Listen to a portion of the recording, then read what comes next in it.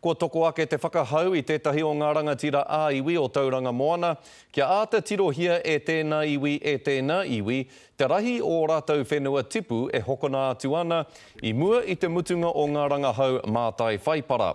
Hei tā Awanuiarangi Black, tērā tētahi whenua pēnei, I te huarahi ki te hīrere o Kaiate, he ara hi koi tawhito kei reira, he manea tawhito kei reira, he urupā tawhito kei reira. O tira he maha hoki ngā toki tawhito kua kitea I reira, kei roto I te whare pupuri taonga o Tauranga, I nāia nei. Ko te raruraru ke I tēnei wā ko rātau e pana I ana, mahua ana ko te whenua me ngā taonga kairunga I te whenua. Engari kāri no tērā whenua ia wai, na kāhatia, kai kona me ki te manawa pā, te māharahara I roto I a matau.